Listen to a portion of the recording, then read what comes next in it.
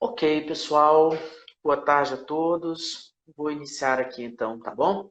Então, só reforçando aí o aviso para que os alunos da Faculdade de Processo coloquem o nome completo, porque essa atividade ela também é contabilizada como horas de atividade complementar. Então, depois isso vai ser registrado, beleza? Mesmo que vocês não coloquem o nome, ou, perdão, as informações acerca do curso e do semestre letivo, ainda assim, colocando o nome completo já é suficiente, tá bom? Muito bem, pessoal. Então, espero que todos estejam bem, espero que estejam em casa, claro, né? Ou somente aqueles que estão precisando sair de casa, que realmente saiam, porque ainda estamos num momento bastante delicado. E esse tema, boa tarde, Nádia.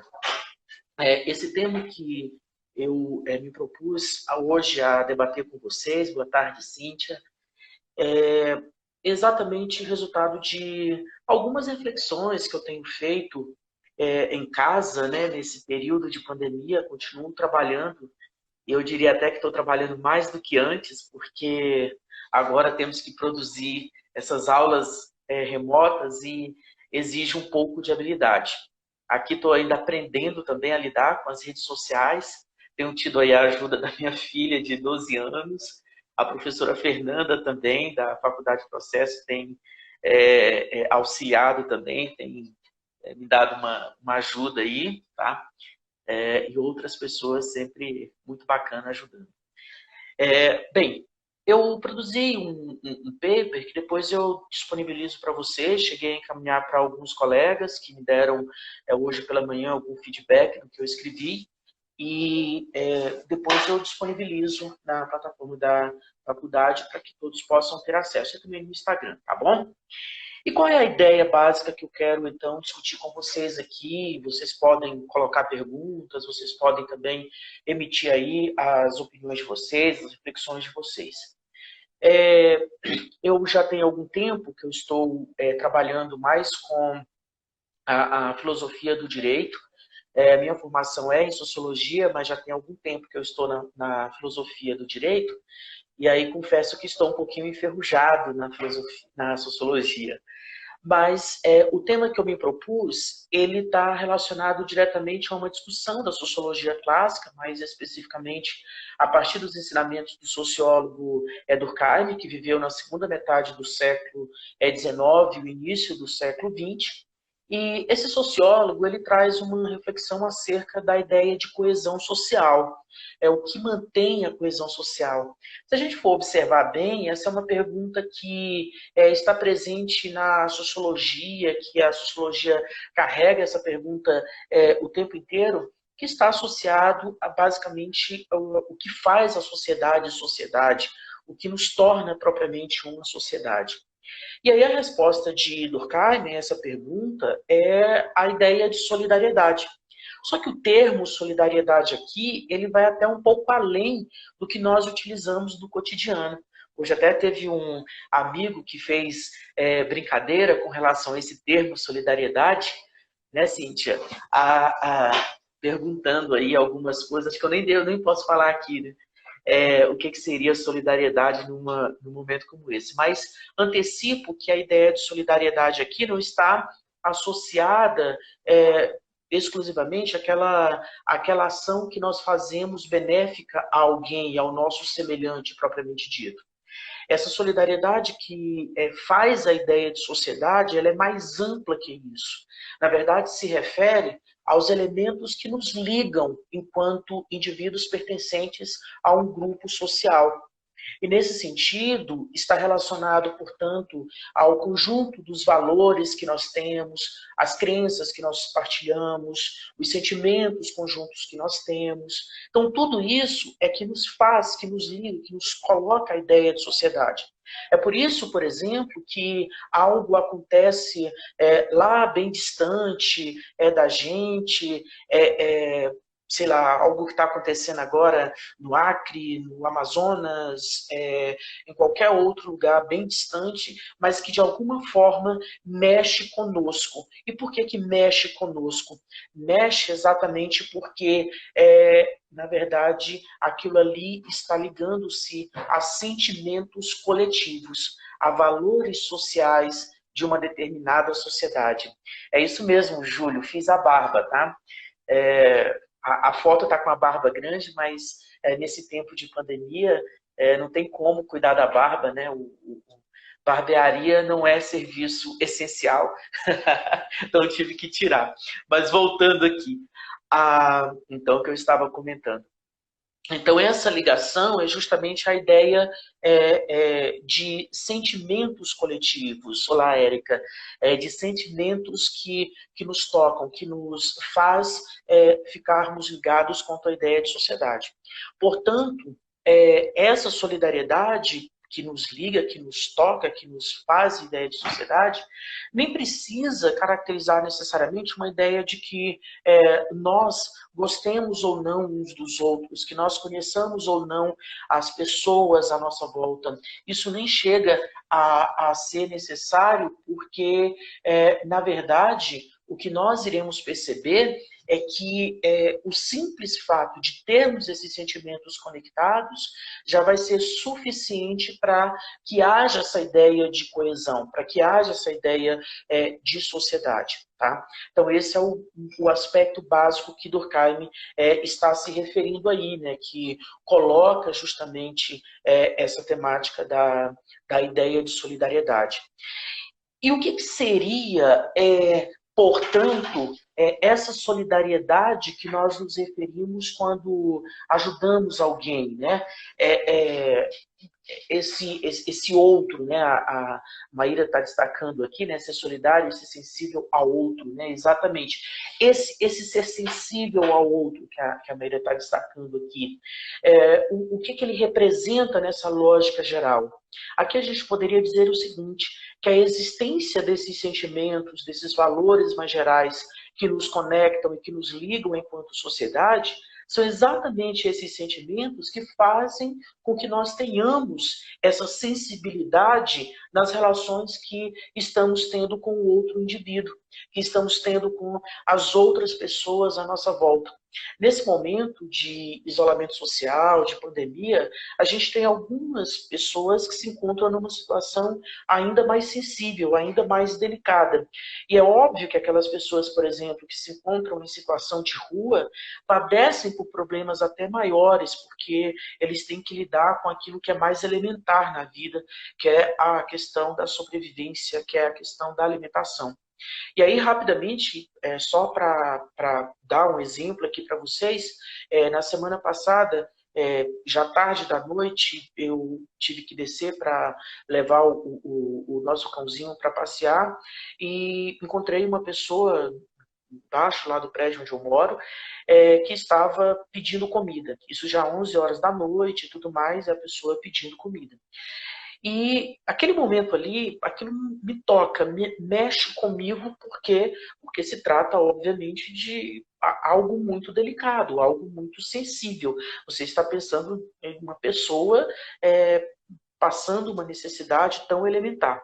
Então, óbvio que nesse momento aqui nós estamos falando, se eu fui lá e tudo mais, procurei arrumar alguma coisa para ele, naquele momento ali, essa solidariedade que se manifesta, na verdade, ela está ligada justamente a esses sentimentos maiores que nos conectam enquanto sociedade. Qual é o grande problema, no entanto, quando nós pensamos na atual condição em que vivemos? É exatamente o fato de que estamos passando por um processo, em termos gerais da sociedade, em que o individualismo tem se mostrado cada vez mais significativo, cada vez mais forte. E aí ocorre esse processo de afastamento social. E uma das consequências, Natana, como você está destacando, é exatamente, de repente, deixarmos de sentir dor do outro, deixarmos de perceber o outro como um indivíduo, quanto como ser humano. E esse é um problema, porque representa um afastamento social bastante significativo, quando de repente nós estamos preocupados excessivamente com as nossas próprias condições e ignoramos a condição do outro. E aí, talvez o momento em que esses elementos que nos tornam sociais, que nos tornam ligados uns aos outros, ele parece que começa a perder um pouquinho a sua liga, né? Começa a perder um pouquinho a sua forma, né, de ligação. E isso pode ser extremamente delicado. O autor que eu falava para vocês lá do início, que é o Durkheim, ele tinha uma preocupação com isso, mas ele imaginava que a sociedade, ao mesmo tempo que ela dividia, ela criava uma condição que era de uma espécie de cooperação, ainda que não deliberada, e que se dava por meio do que ele chamou de divisão do trabalho social. E aí esse processo, na leitura dele, conseguiria, na medida que os indivíduos organizados, principalmente em condições de trabalho, poderia contribuir para se reduzir esses elementos que eventualmente viessem a colocar a própria noção de sociedade em xeque. Tá?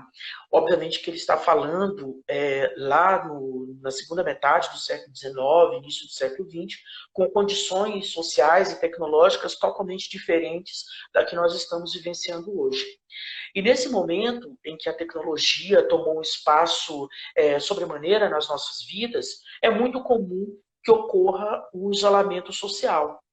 E, ao mesmo tempo que ocorre esse processo de isolamento social, nós vamos deixando de perceber o outro como um semelhante, como alguém que merece ou que precisa um pouco desse olhar, né, dessa relação que devemos estabelecer.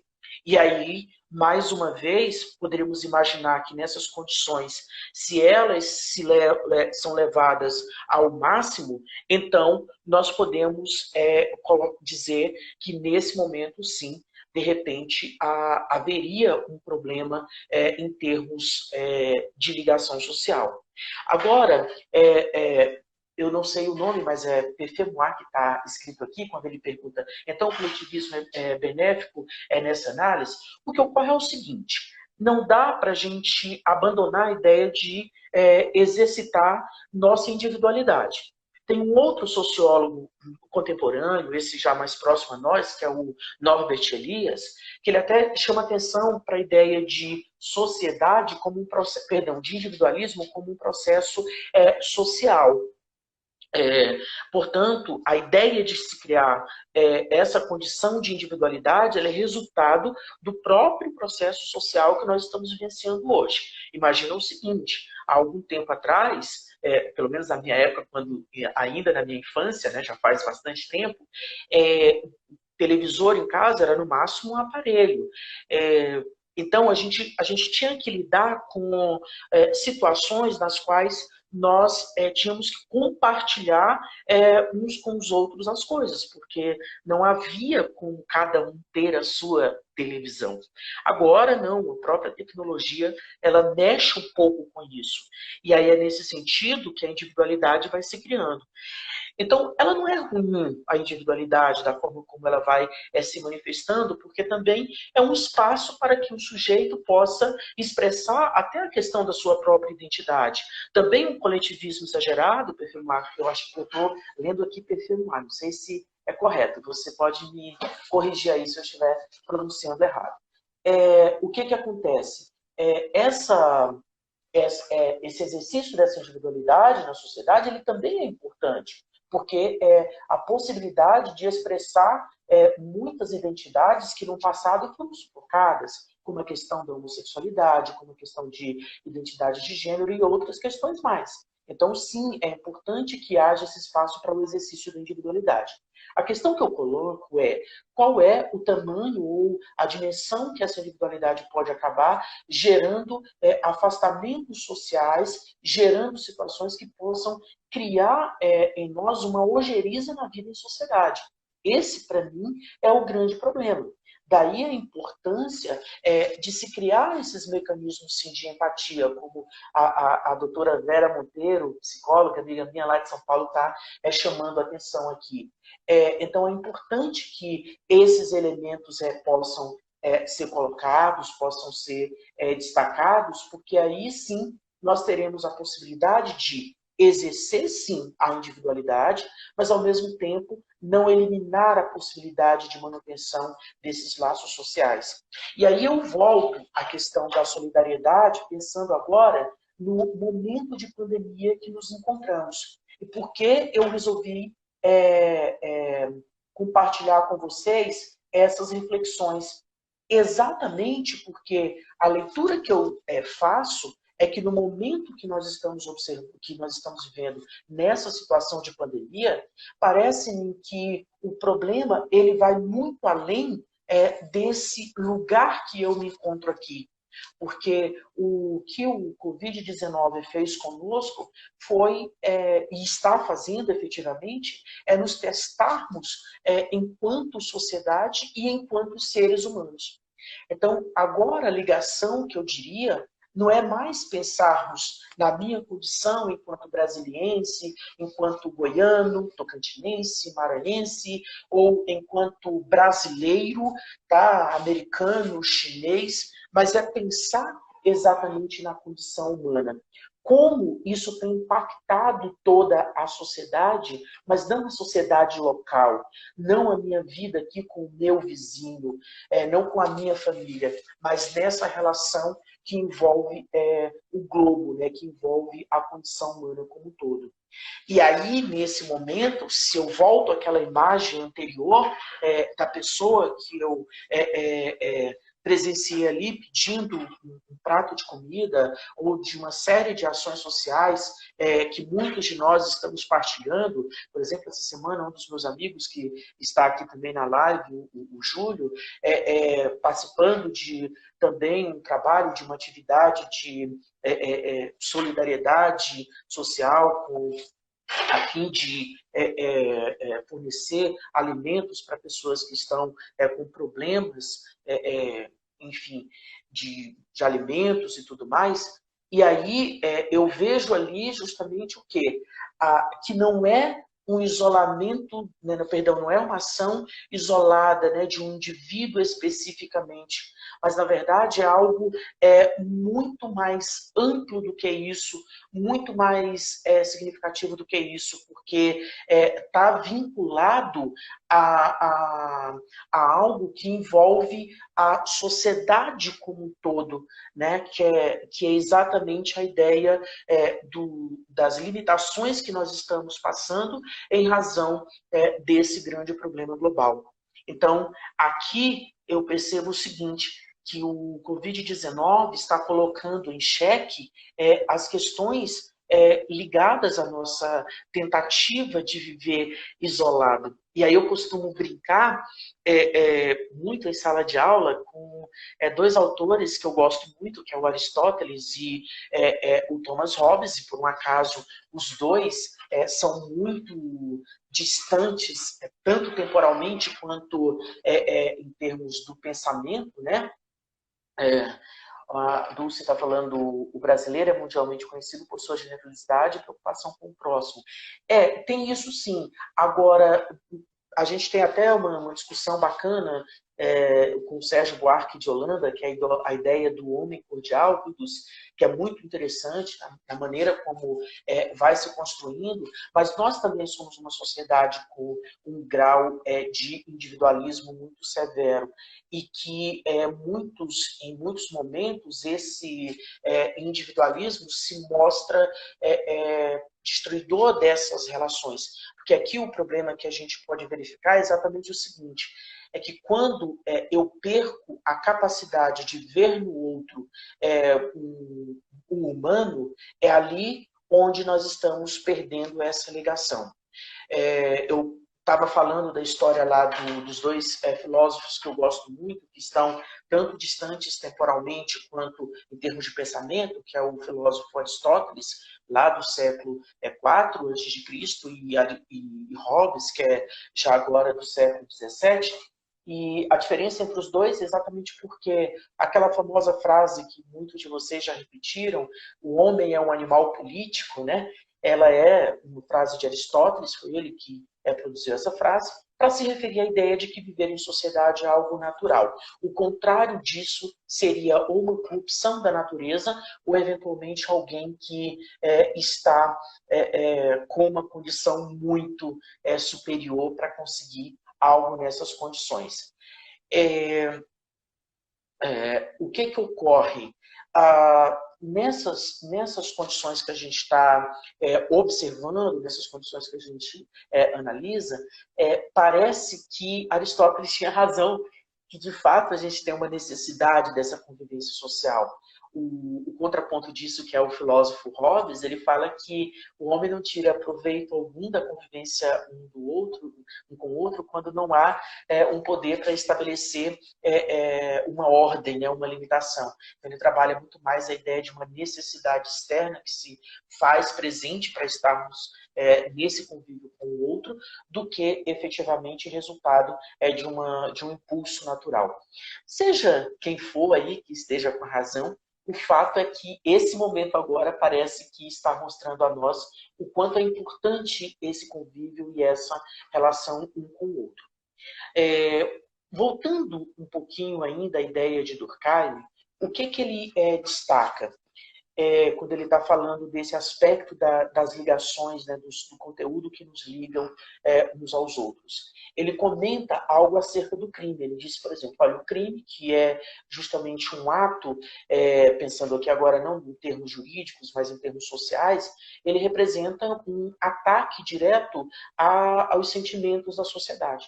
Quando alguém comete um crime, ele está, na verdade, cometendo um crime não contra um indivíduo, mas ele está cometendo um crime contra a própria sociedade, ele está atacando os sentimentos coletivos. É por isso que casos que são mais chocantes, como o da Isabela Nardoni, alguns anos atrás, ele me choca tanto, porque ele mexe demais, porque ali são sentimentos coletivos que estão envolvidos. Ou quando nós temos situações de tragédias, como o caso mais recente de Brumadinho, que mexe conosco. Por quê? Porque ali nós não estamos nos referindo a algo que é isolado. Não são aquelas famílias especificamente que perderam suas casas e seus entes queridos. Na verdade, ali se está mexendo com algo mais caro para nós enquanto sociedade, que é a própria vida, que é a própria dignidade humana. E o que o Durkheim fala? Quando esses atos eles deixam de chocar a sociedade deixa de sentir isso como algo que inflama os seus sentimentos, isso é perigoso, porque é como se nós estivéssemos falando de uma doença que está tomando conta de todo o corpo coletivo, que o corpo não é mais capaz de reagir. Então, o que eu estou agora dizendo para vocês é que quando nós temos situações, seja na questão do crime, seja na questão de uma tragédia, e que a sociedade perde a capacidade de se revoltar com isso, perde a capacidade de sensibilizar com isso, é como se, nesse exato momento, essa ideia de convivência coletiva, essa ideia de ligação social estivesse simplesmente se perdendo, tá? E é por isso que talvez o Covid-19 ele tenha mexido significativamente conosco nesse padrão, porque ele inflama novamente esses sentimentos. É impossível olharmos o jornal e ouvir ali mais uma vez a quantidade de mortes que se somam diariamente e não se sensibilizar com isso.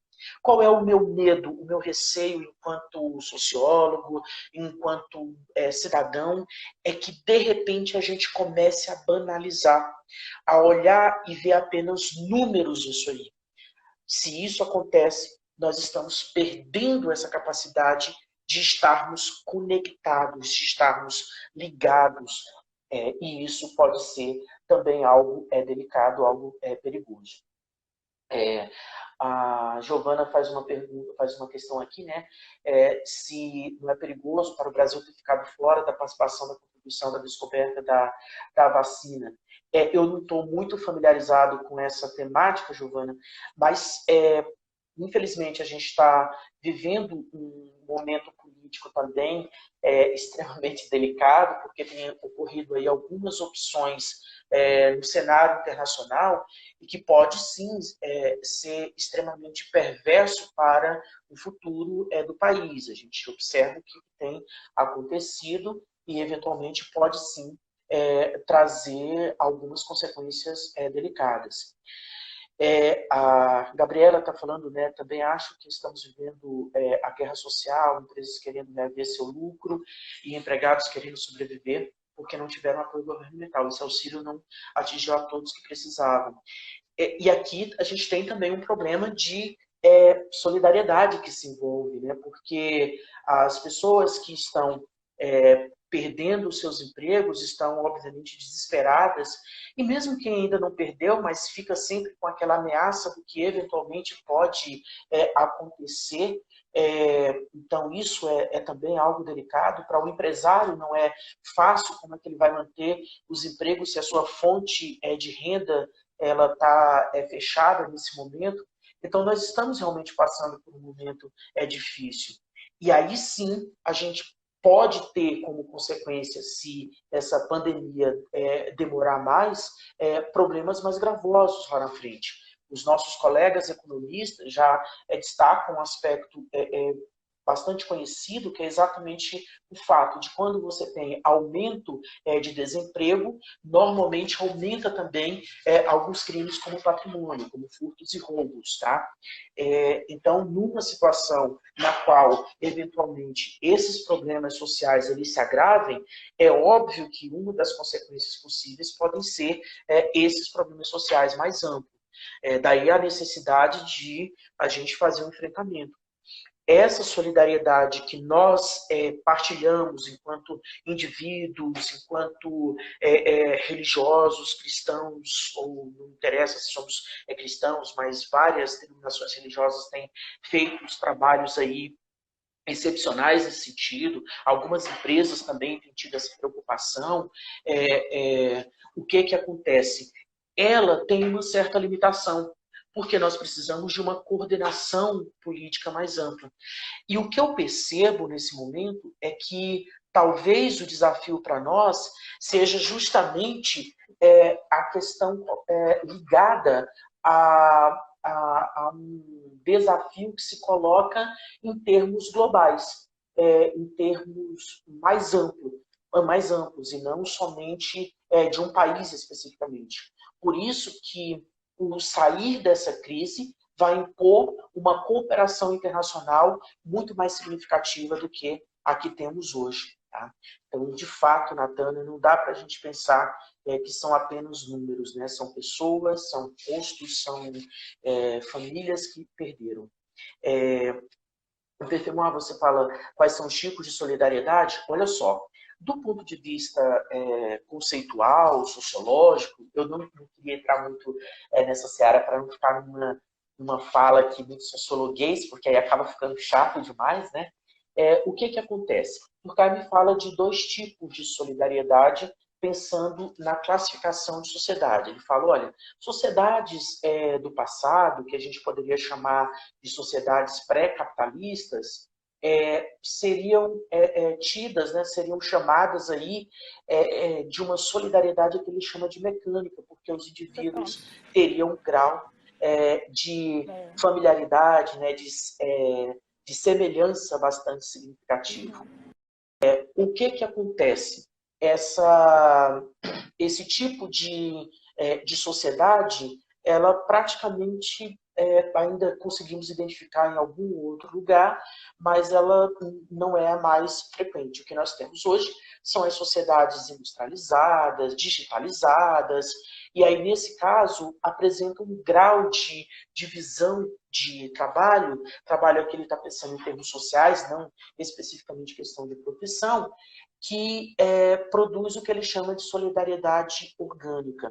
E aí ele está fazendo uma comparação com o próprio organismo humano. Imagina o seguinte, que o nosso corpo tem diversos órgãos, né? E cada órgão tem uma função específica. Então, dentro da sociedade, cada órgão tem a sua função, e nós, indivíduos, somos células que ocupamos lugares ali dentro. Criamos uma relação de interdependência e, ao mesmo tempo, uma ligação pelos sentimentos e valores que nos unem, nos colocam. Qual é o grande problema? É que, na medida que há essa especialização, a gente pode acabar criando mais espaços para a individualidade. E à medida que vai criando esse maior espaço para o exercício da individualidade, é que a gente pode ir perdendo elementos de conectividade. Durkheim acreditava que essa interdependência é que permitiria, de alguma maneira, se manter essas ligações. E agora, numa sociedade com características globais, nas condições que nós estamos observando, o que dá para a gente observar? Dá para a gente perceber que aqui a gente está transcendendo as relações do nosso grupo social e a exigência de uma ligação solidária muito mais ampla. Nesse momento agora, a nossa maior ligação é por um valor fundamental chamado vida, um valor fundamental chamado dignidade humana. E aí o Rubens Mota já faz uma provocação aqui, justamente pensando nós, enquanto ligados à Faculdade de Processos, e tem mais outras pessoas que estão aqui participando dessa live que não fazem parte da faculdade, mas que imagino estão também desenvolvendo alguma atividade nesse sentido, de ver como podemos partir para esse ato de solidariedade mais direto, né? De justamente ver a dor do outro e aí sim contribuir de alguma maneira com o outro. Rubens, eu acho que a ideia é excelente, a gente pode depois trabalhar isso aí sim, acho que devemos pensar em algo nesse sentido. Então, veja só, as reflexões, então, que eu trago aqui para vocês é justamente de dizer que a palavra solidariedade social, ela, na verdade, tem uma implicação nesse momento, que é pensar na coletividade para além do nosso espaço, né? Além do nosso espaço local. Porque nós precisamos agora desenvolver reflexões que é justamente dessa ligação mais ampla com o globo, dessa ligação mais ampla com outras conexões que possamos fazer.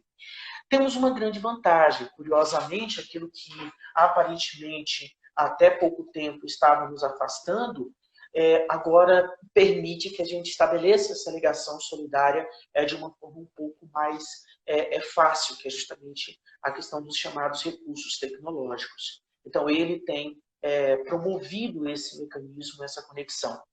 E aí dá para a gente imaginar a nossa própria existência conectada a outros, né? Conectadas a outros indivíduos numa escala maior. A Nádia, uma das minhas colegas aí da Faculdade de Processo, hoje comentava uma frase, acho que do Nietzsche, estou tentando localizar aqui, eu até gostaria de citar, porque a gente observa o seguinte, né, que uma série de questões que se tem posto é exatamente de pensarmos a nossa própria existência nesse momento.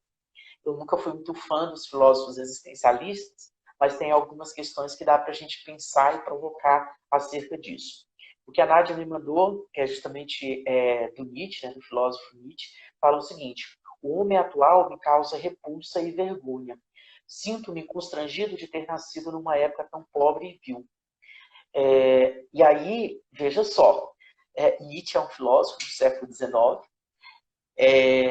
e está falando algo nesse sentido, pensando os problemas que aquela sociedade daquele momento estava passando.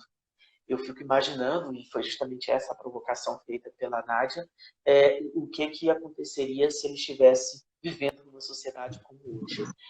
O que ocorre é o seguinte, né? Imagino que nessas condições...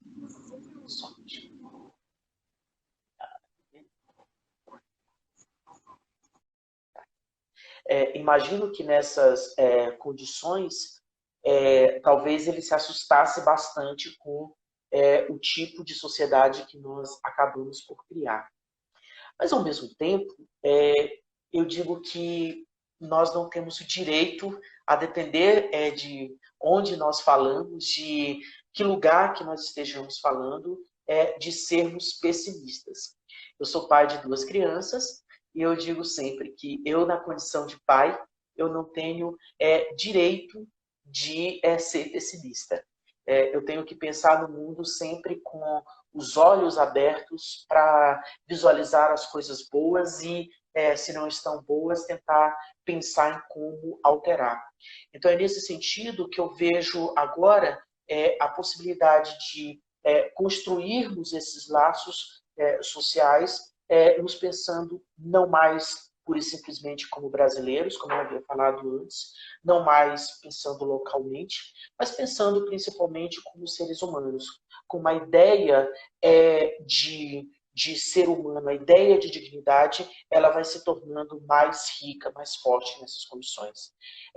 E acho que é exatamente isso, né, o RISC-TEC está chamando a atenção, que essa crise pode ensinar a nós, né, de contribuir para que a gente consiga ver o outro enquanto ser, enquanto indivíduo. Promover essa empatia social.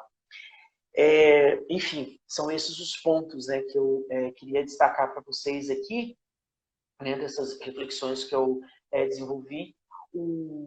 Fiz um textinho para que a gente pudesse pensar, né? E aí tem um pedacinho aqui que eu queria pedir licença para vocês para ler rapidamente, tá? Eu falo o seguinte, que o desafio hoje é pensar a condição humana, porque não se trata de um problema do Brasil. Não é um vírus chinês, como querem alguns, tá? Ainda que talvez, até isso, recentemente, a gente acabou descobrindo que pode não ter se iniciado lá, né? Mas não é um vírus chinês, mas é um problema mundial. E também é também por isso que alimentamos nossas esperanças quando tomamos conhecimento da possibilidade de um novo medicamento ou vacina, porque sabemos que não importará de onde ele vai surgir. Não importa se ele vai surgir na China, nos Estados Unidos, no Japão, mas de alguma forma nós seremos beneficiados com essa descoberta. E aí é óbvio, né? Eu fico agora procurando sempre a oportunidade de falar, é óbvio, depois que eu assisti o filme Poço. Não sei se vocês chegaram a ver esse filme. É óbvio que não sou ingênuo de ignorar as questões econômicas que estão por trás de tudo isso. Sei que os grandes laboratórios farmacêuticos estão numa disputa frenética para tentar encontrar esse medicamento e, obviamente, conseguir lucros exorbitantes com a negociação que futuramente se terá. Mas, independentemente, para além dessa questão econômica, não nos esqueçamos que a criação desse medicamento, a criação dessa vacina, inevitavelmente, ela vai se propagar rapidamente para todo o mundo. Até porque, do ponto de vista também econômico, o coronavírus ele destruiu as relações econômicas como um todo. O que ocorre? Nós poderíamos dizer que as questões econômicas são afetadas de tal maneira, estão sendo afetadas de tal maneira, que não tem muito o que se fazer. Veja o caso da Suécia, que resolveu não resolveu não fazer isolamento social, tal como outros lugares, e economicamente está na mesma situação. Os últimos dados que eu verifiquei é que o PIB tem uma previsão de queda de 6%. Quer dizer, então não adiantou nada, arriscou e proporcionalmente as vidas que estão sendo perdidas ali são até maiores em termos proporcionais, claro, não em termos absolutos, mas em termos proporcionais, do que em outros lugares, até mesmo como é o caso do Brasil, embora estejamos aí numa situação ainda um tanto quanto complicado. tanto quanto complicada. Antes de continuar aqui, a Pan fala assim, professor, considerando Nietzsche, não houve mudanças significativas entre aquele século e este. É verdade, né? A gente ainda tem algumas situações aí que dá para a gente fazer algumas relações. É, então, essa preocupação com perdão, essa questão que o vírus traz, eu acho que ele traz a reboque também outras questões que eu considero relevante, como, por exemplo, a crise ambiental, né, que muitas vezes nós deixamos isso como se fosse um problema localizado, como se não estivesse nos afetando diretamente, mas vejo que aí há uma questão um pouco mais séria. E, Ricardo, quando você fala, né, os direitos dos indivíduos, o que ocorre? Assim, a Suécia teve que entrar no isolamento, porque o problema foi muito sério, né? A questão é que, a partir do momento que o meu ato afeta o outro de alguma forma, então eu preciso criar algum mecanismo para evitar essa afetação. Veja bem, nós temos autores, por exemplo, no caso do utilitarismo, e aí eu cito aqui o John Stuart Mill, que trabalha numa perspectiva da ideia de sociedade e coloca justamente o seguinte: olha, o Estado ele não deve criar regras quando isso simplesmente vai retirar elementos da liberdade do indivíduo, que não faz muito sentido. Mas quando a ação do indivíduo ela afeta o corpo coletivo e pode trazer, desculpe-me, problemas para a sociedade, aí faz sentido a gente criar algum tipo de restrição. Então, essa liberdade que o indivíduo dispõe, que ela possui, ela é importante sim, e ela tem que ser garantida, mas, ao mesmo tempo, ela deve estar coadunada com as possibilidades sociais. Por isso que usar a máscara nesse momento, para quem precisa sair de casa, não é um ato somente de proteção do próprio indivíduo, mas é também de proteção do outro, né? De uma ligação muito mais com o outro. Né? Ricardo, a questão do isolamento social com a Anvisa tem aqueles problemas que a gente está se referindo aí, né, do ponto de vista político que nós estamos observando. Professor, porque o Brasil, nosso estado de Brasília, liberou a abertura de todos os comércios se uma doença tão séria, uma pandemia. Eu não consegui entender bem a pergunta aqui, viu, Giovana, se você puder repetir. Deixa eu ver aqui mais algumas questões.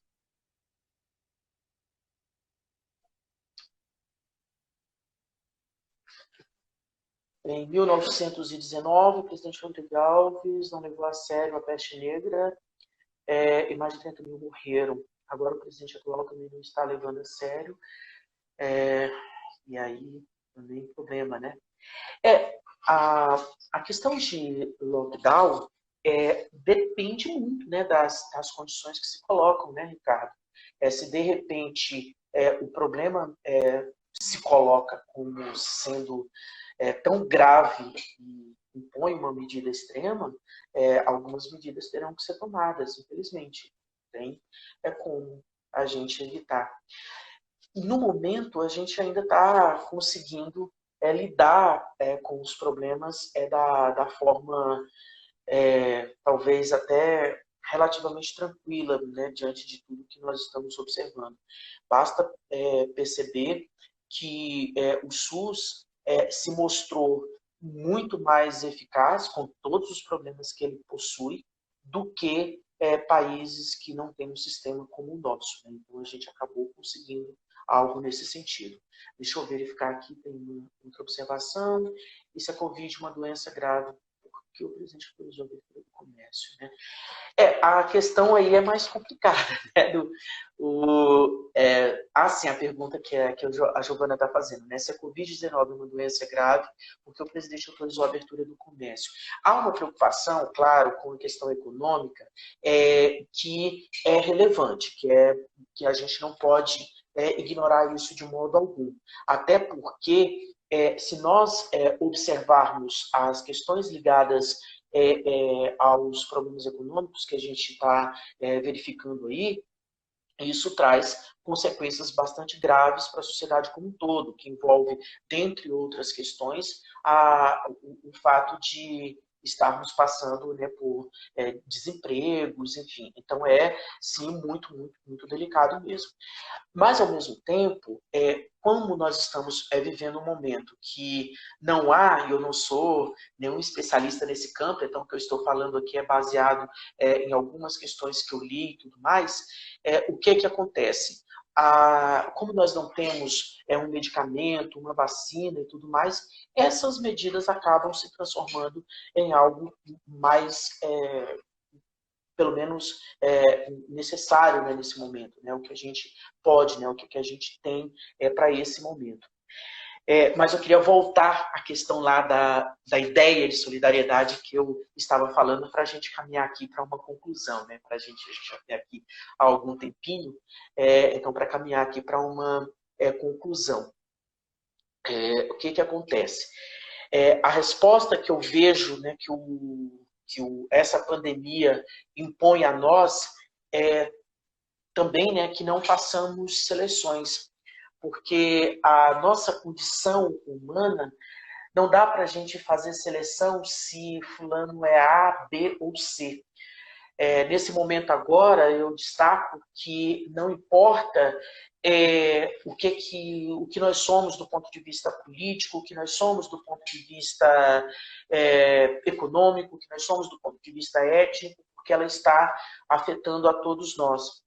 Só que é óbvio que as comunidades mais pobres têm uma afetação com um grau mais pesado, mais difícil, e que exige de nós, talvez, um tipo de solidariedade diferenciada para essas pessoas. Daí a razão pela qual ações sociais como essa, que já foram, inclusive, citadas aqui, que já foram sugeridas também, outras mais, em termos de ampliação, demonstram a necessidade de tentar, pelo menos, minimizar uma dor que tem assolado bastante a sociedade como um todo.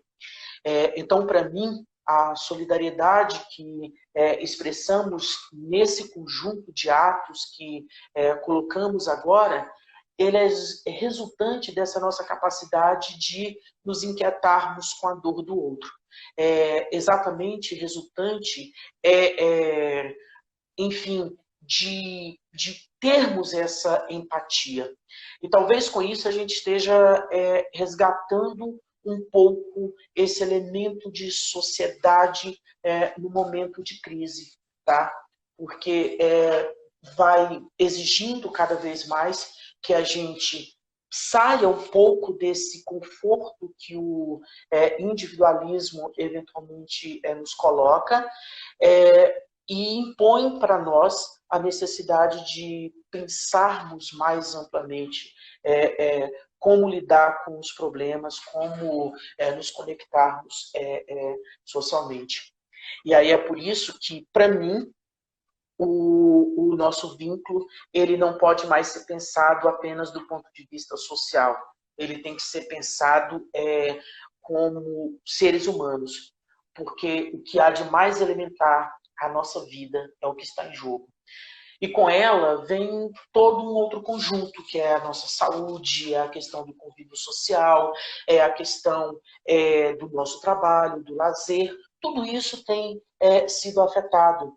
Quando eu vejo algumas fotos de colegas no Instagram colocando, poxa, saudade desse momento que eu estava, né, ali com os colegas no parque, me divertindo, no barzinho, né, com os meus amigos, no cinema e tudo mais. Então, o problema que está se colocando é justamente nesse sentido, desse conjunto de coisas que está sendo colocado em xeque para nós nesse momento. E aí que eu destaco, a gente não pode perder essa chance de resgatarmos essa ideia de humanidade, de resgatarmos essa ideia de dignidade fundamental como seres humanos. Não dá para a gente banalizar a morte, não dá para a gente perder aquilo que nos faz de seres humanos propriamente dito. É nesse sentido, então, que eu entendo que é assim fundamental que a gente pense nesse momento no conjunto de valores que transcendem a nossa condição social. Para mim, acho que a grande lição que a sociologia pode dar nesse momento é que nós precisamos repensar nossa condição, não apenas como indivíduos ligados à sociedade A, B ou C, mas indivíduos que estamos ligados à sociedade. Porque há valores que transcendem as fronteiras políticas e sociais e culturais, exatamente porque nos ligam enquanto seres humanos. E essa a lição que, para mim, é a mais relevante, é a lição que acho que fica mais marcante nesse momento. A ideia de pensar solidariedade enquanto seres humanos. Tá? Talvez eu esteja sendo otimista demais se nós vamos conseguir sair dessa crise e conseguirmos construir esse tipo de sentimento, de ligação mais ampla, mas eu volto a dizer para vocês, na condição de pai de 2 crianças, eu não posso me dar o luxo de ser pessimista. Eu tenho que pensar muito mais amplo, porque eu quero deixar um mundo bacana para os meus filhos. E esse mundo que eu quero deixar para os meus filhos é aquele que ele possa confiar no outro, que ele possa ver no outro um semelhante com quem ele pode partilhar seus sentimentos, a sua dor. E as suas alegrias também, as suas conquistas. Tanto no plano que envolve as relações interpessoais que nós conquistamos no ambiente familiar, na escola, no trabalho, no ambiente da vizinhança, mas também uma ligação mais ampla de se pensar o planeta como um todo. Por isso que eu choro, no sentido metafórico, no termo, né, quando ocorre, mas também choro de fato, né, quando ocorre um incêndio na Amazônia, quando o Museu Nacional é queimado, quando a Notre Dame foi destruída por aquele incêndio, porque tudo aquilo ali está ligado a algo mais amplo, que é a nossa história enquanto seres humanos, a nossa ligação enquanto indivíduos pertencentes a esse mundo, né, enquanto sociedade como um todo. E é por isso que a dor que isso me causa é muito significativa. E agora, a dor que causa em nós, ela é maior ainda porque nós estamos falando de vida propriamente dita. Então, é nesse sentido que a gente tem que pensar nessa noção de solidariedade humana e não somente uma solidariedade social, como pensava Durkheim, porque ele estava falando de um contexto muito específico. A minha esperança agora é de que vamos sim conseguir uma vacina, e quando nós conseguirmos essa vacina, quando nós conseguirmos finalmente sairmos dessa condição, nós finalmente podermos partilharmos entre nós os ganhos, né? E buscar os meios mais adequados para resolver os problemas deixados por essa pandemia que trouxe aí caos social como um todo. Né? Bem, pessoal, são essas as reflexões. Tem um textinho aí que eu produzi, vou deixar lá no Instagram para o acesso para vocês, tá? Porque aí aqueles depois com o meu contato, aqueles que quiserem também depois partilhar algumas das suas reflexões, a gente pode continuar com essas ideias. A minha ideia aqui era justamente partilhar com vocês essas reflexões sem entrar muito no campo de um sociologuês, de um filosofês muito exagerado. Eu gosto demais da filosofia, gosto muito da sociologia, mas eu sei que às vezes há alguns conceitos, algumas ideias que são mais difíceis e aí fica mais chato, né? Mais complicado para a gente conseguir trabalhar. E aqui eu quis, então, deixar a coisa bem mais tranquila. Sim, Ricardo, não esqueci das horinhas, não. Basta deixar o nome aí que o pessoal já está anotando, tá bom? Valeu, Gabriela, né? Obrigado a vocês também pela paciência, por estar aí.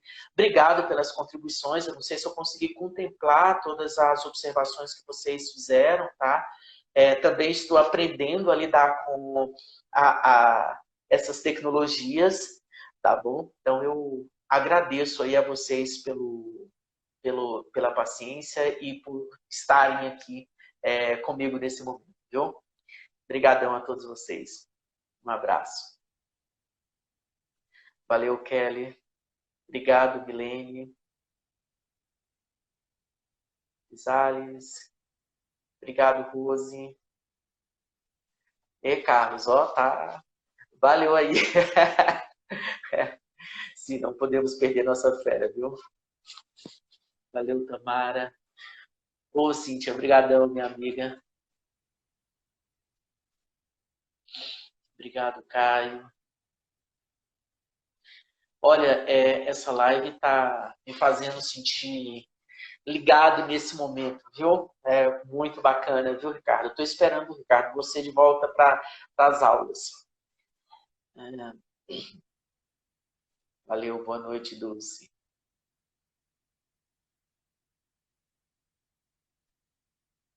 Lani, obrigado. Gisele, Érica. Valeu, gente.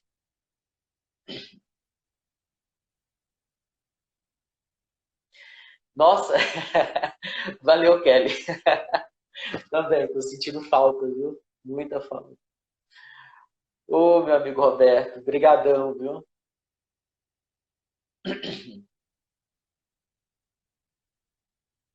Obrigado, Clécio.